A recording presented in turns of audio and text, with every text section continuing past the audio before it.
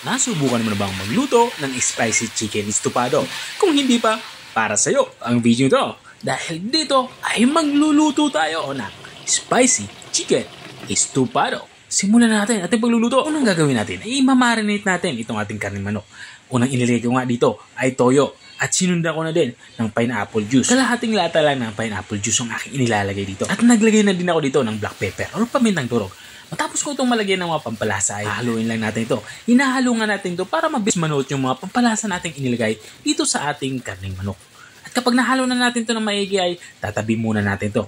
I-marinate natin ito at least 1 oras. At makalipas nga ng 1 oras, dito naman sa parteng ito ay nagsimula na ako magluto. Naglalagay na nga ako dito ng mantika sa parteng ito.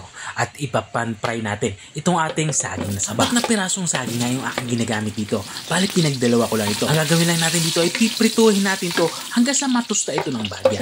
At habang piniprito nga natin yung ating saging na saba, ay sinabay ko na din iprito itong ating carrots. At kapag ganito na itsura ng ating saging at carrots ay ang gagawin natin dito ay hangawin muna natin ito at itatabi katulad ng aking ginagawa. At kung nanonood ka pa rin hanggang dito sa parte ng aking video, ibig sabihin ay interesado ka sa aking niluluto. Baka naman pwede mo i-comment kung taga saan ka para alam ko kung hanggang saan umabot ang aking video.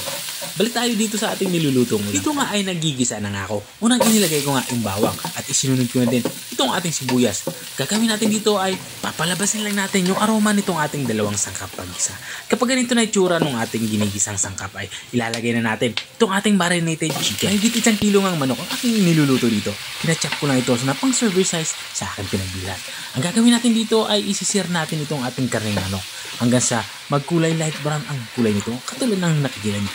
At habang iginigisa ko nga ito ng maigi, maglalagay na din ako dito ng chicken cube. Makakatulong ito para mas maging malasa ang ating nilulutong ulam. Ang ginawa ko lang ay dinurog ko muna ito bago ko itong hinalo para mabilis itong matunaw.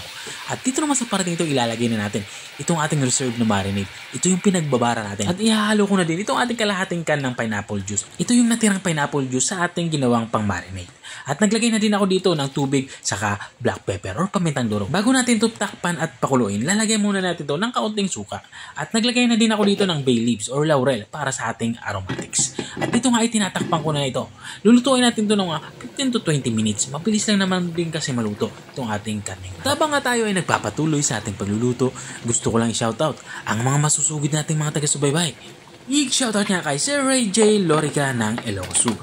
I-shoutout din kay Ma'am Shirley Iturralde, sabi niya pa-shoutout naman daw. At shoutout din kay Ma'am Nympha Diaz ng Iba Sambales.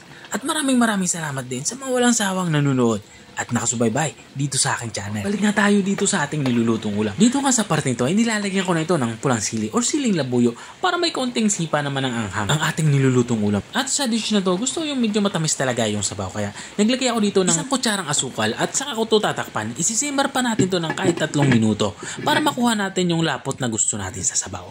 At makalipas nga ng 3 minuto ay buksan ko na ito at dito naman ay nakuha ko na nga yung lapot na gusto ko sa sabaw. Yung naghihiwalay na yung mantika sa ating sabaw. Ito na nga yung ating spicy chicken estofado. Kung nakarating ka hanggang dito sa dulo ng aking video, maraming salamat sa panunood. At kung nagustuhan mo naman yung bago nating recipe binahagi, baka pwede mo naman to i-share. Siya. Hanggang dito na lang ako. Kita-kita ulit sa mga susunod kong mga videos. Paalam. Bye-bye!